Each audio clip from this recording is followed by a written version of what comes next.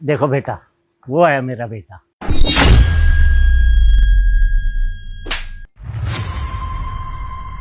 बुड्ढे, तू तो बोल रहा था कि तेरा बेटा कंपनी का मालिक है, पर ये तो यहाँ पे झाड़ू लगा रहा है। अरे बेटा, मुझे तो समझ में नहीं आ रहा कि आज ये अपनी कंपनी के आगे झाड़ू क्यों लगा रहा है। वैसे तो ये कंपनी का मालिक ही है। शीतल, अरे तू तो कह रही थी जिससे तेरी शादी होने वाली है वो 1 करोड़पति है, पर मुझे तो देख के रोडपति लग रहा है। बताइए, सड़क पे झाड़ू लगा रहा है यार, तू इससे शादी करेगी? तेरी वजह से ना मेरी इंसल्ट हो गई। अरे वो तो मैं पापा के कहने पे यहाँ पे लड़का देखने आ गई, वरना मेरे को कोई इंटरेस्ट भी नहीं था शादी में। उन्होंने मुझे बोला कि जिस लड़के को तू देखने जा रही है वो अच्छा खासा पैसा कमाता है, उसकी खुद की कंपनी है, ये कंपनी है इसकी। हाँ, ये रोड पे झाड़ू लगाने का काम है इसका। अरे बेटा, मैं सच कह रहा हूँ, मेरा बेटा बहुत बड़ी कंपनी का मालिक है और हमारी कोठी 1000 गज में है। अगर ये झाड़ू लगाता तो क्या 1000 गज की कोठी बना सकता था?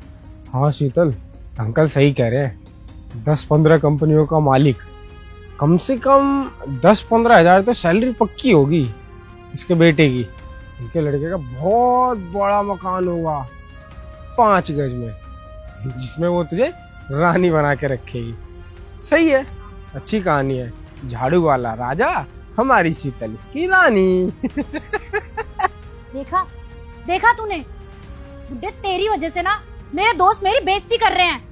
अरे मैं इनको बता कर आई थी कि मेरा जिससे रिश्ता होने वाला है ना वो बहुत पैसे वाला है, उनकी खुद की कंपनी है, मैं रानी बन के रहूंगी उस घर में, इसलिए मैं वहाँ पे शादी करूंगी। और अब ये सबको बताएगा जाके कि एक गरीब के पास आई हूँ शादी के लिए मिलने के लिए। अरे बेटा, तुम गलत सोच रही हो। तुम मेरे बेटे से शादी कर लो। मेरा बेटा बहुत अच्छा है, मेरा बेटा बहुत संस्कारी है, मेरी हर बात मानता है और वो तुम्हें बहुत खुश रखेगा। हाँ शीतल, बिल्कुल सही कह रहे हैं अंकल। इनका लड़का बहुत अच्छा है, रोज सवेरे तुझे बासी सब्जी और सूखी रोटी खिलाएगा। अबे ओ बुड्ढे, अपनी ना बकवास बंद कर। देख रहा है, तेरी वजह से मेरा दोस्त मुझे कैसे ताने मार रहा है। अभी तो मुझे इतना सब कुछ बोल रहा है, मेरे दोस्तों को जाकर क्या बताएगा? ये सब बताएगा और बता के हंसेगा और मेरा मजाक भी बनाएगा। देख, मैं तुझे बता रही हूँ, अभी तो तू मुझे यहाँ ले आया, लेकिन आगे से तूने मेरे पापा को फोन करा ना और बोला शादी के लिए, तो मैं तेरी टांगे तोड़ दूंगी। समझ में आया तुझे? चल मयंक।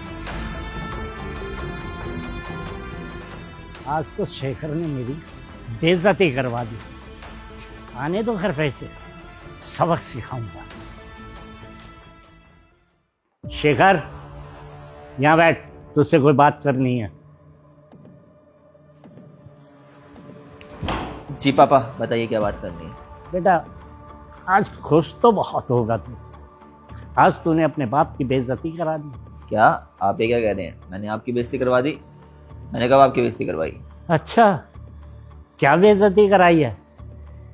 अरे आज तू अपनी कंपनी के आगे झाड़ू लगा रहा था ना, इस वजह से आज मेरी बेइज्जती हो गई। आज मैं एक लड़की को लेकर आया था तुझे दिखाने के लिए, वो आग बबूला हो गई, गुस्सा हो गई, कहने लगी ये जो झाड़ू लगा रहा है ये आपका बेटा है और कंपनी का मालिक है। उसने मेरे कान के ऊपर एक थप्पड़ मारा और मुझे बहुत बुरा भला कहा, बहुत बेइज्जती की उसने। वाह बेटा वाह, शुक्रिया बेइज्जती कराने के लिए।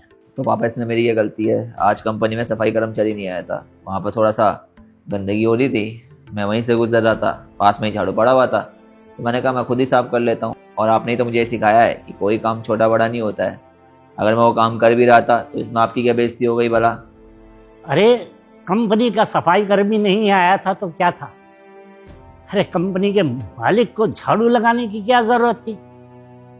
अरे वो लड़की आई और मेरी इतनी बेइज्जती कर गई। उसे तो मैं तेरी शादी के लिए लेकर आया था, लेकिन तूने मेरी बेइज्जती करा दी बेटा। पता, इतने अच्छे घर का रिश्ता था, मैं वही लेकर आया था। अब तेरी शादी उस लड़की से कैसे होगी, मुझे तो ये समझ नहीं आ रहा। देखिए पिताजी, उस लड़की से शादी नहीं होगी, वो अच्छा ही है हमारे लिए, क्योंकि अगर ऐसे घरों में शादी हो जाती है ना तो फिर परिवार टूटते ही हैं। जिस तरह का आप उसका रवैया बता रहे हैं उस हिसाब से वो परिवार को जोड़ने वाली नहीं है। ऐसी लड़कियां परिवार को तोड़ के ही रखती हैं। आपको पता पिताजी, हमारी खुशकिस्मती है ये कि हमें उसकी असलियत समय रहते ही पता चल गई, वरना मैं दावे के साथ कह रहा हूँ पिताजी, अगर वो इस घर में आ जाती तो ना आपकी सेवा करती, ना मेरे से ढंग से बातचीत करती। रोज कलेश होता घर में। अगर रोज घर में कलेश होता तो आपको अच्छा लगता? अब आप ही बताइए, उस लड़की से शादी नहीं होना अच्छी बात है या गलत बात है? तेरा कहना तो सही है कि जब वो लड़की शादी से पहले इतना सब कुछ ड्रामा कर सकती है तो शादी के बाद कितना बड़ा ड्रामा करती है। अच्छा हुआ उस लड़की की हकीकत सामने आ गई और उससे तेरी शादी नहीं हुई। ठीक है बेटा, कोई बात नहीं। एक काम कर, तू हाथ मुंह धो ले और फिर हम बाप बेटे खाना खाते हैं। जी पापा। अंकल जी नमस्ते। नमस्ते नमस्ते। क्या बात है बेटा, बुढ़े से सीधा अंकल पर आ गई। वो उस दिन ना थोड़ा ज़्यादा बोल दिया था मैंने, और आप मुझसे उम्र में कितने बड़े हैं, मुझे आपसे इतनी बदतमीजी नहीं करनी चाहिए थी, इसलिए मैं आपसे माफ़ी मांगने आई थी और आपके बेटे से भी बात करने आई थी। बुलाइए ना, आपके बेटे कहाँ हैं? और अंकल जी एक बात बोलूँ, मैं तो आपके बेटे से ही शादी करूँगी। आपके बेटे की और मेरी जोड़ी तो अच्छी लगेगी, ये तो आप भी जानते हैं। अच्छा, उस दिन तो तूने मेरे थप्पड़ मारा था और बहुत बेइज्जती करी थी, और आज कह रही है मेरे बेटे की जोड़ी और तेरी जोड़ी बहुत अच्छी बनेगी। बात मालूम है क्या है? तुझे पता लग चुका है कि मेरा बेटा बहुत बड़ी कंपनी का मालिक है, इसलिए अब तू सोच रही है कि मेरे बेटे से तू शादी कर ले, और इसीलिए तू यहाँ पर आई है। देख सुन ले बात, मैं अपने बेटे की शादी तुझ जैसी लड़की से तो नहीं कराऊंगा। अगर मैंने अपने बेटे की शादी तुझसे करा दी तो तुम जैसी लड़कियां हैं ना, सिर्फ घर तोड़ने पर विश्वास रखती हैं, घर बनाने पर नहीं। हाँ, अगर तुझे मेरे घर में ही आने का इतना शौक है ना, तो मेरे घर में नौकरानी का काम कर ले, झाड़ू पोछा कर लिया करियो, बस तेरी भी ख्वाहिश पूरी हो जाएगी इस घर में आने की। अंकल जी आप मजाक कर रहे हैं ना? कोई नहीं, आप तो मजाक कर सकते हैं। आप शिखर के पापा जो है, अब छोड़िए ना पुरानी बातों को, आप अपने बेटे से मेरी शादी करा दीजिए ना प्लीज। अब निकल यहाँ से। तेरी जैसी लड़की के साथ तो मैं अपने बेटे की शादी बिल्कुल भी ना होने दूँ। चल निकल यहाँ से। क्या हुआ पापा, आप चिल्ला क्यों रहे हो इस पे? देख बेटा, ये वही लड़की है जिसने उस दिन मेरी बेइज्जती की थी और मेरे मुंह पर थप्पड़ मारा था, और आज इसे पता चल चुका है कि तू बहुत बड़ी कंपनी का मालिक है। वो आई है तुझसे शादी करने के लिए। अच्छा, ये वही लड़की है। तुमने मेरे पिताजी का अपमान किया और अब तुम ये जताना चाहती हो कि तुम कितनी अच्छी लड़की हो। देखिए उस दिन तो बस ऐसे ही बोल दिया था मैंने, और मैंने अंकल जी से माफ़ी भी मांग ली है ना अंकल जी?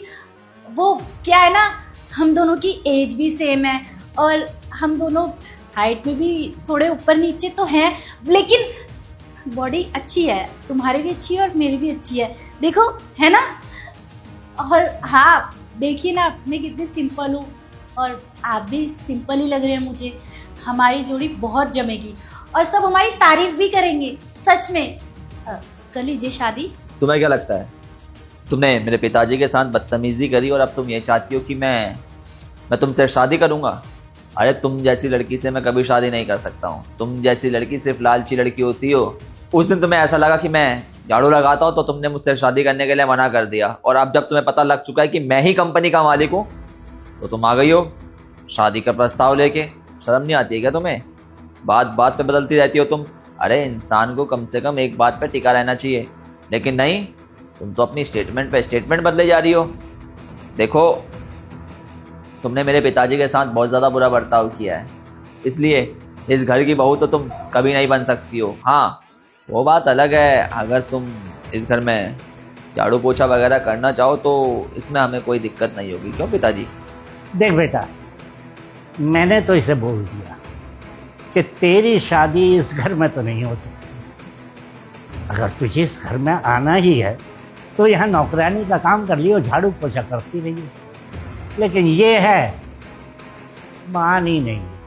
देखो अच्छी खासी सैलरी दूंगा, जितना पैसा तुमने सोचा भी नहीं होगा कि तुम कमा सकती हो उतना पैसा मिल जाएगा। इसलिए करो बर्तन वर्तन साफ, क्योंकि देखो इस घर में तुम्हें रानी बनना था, लेकिन रानी तो नहीं बन सकी, तुम नौकरानी बन जाओ। ठीक है, मुझे करनी नहीं है तुमसे शादी, फालतू में आके अपना टाइम वेस्ट करा मैंने।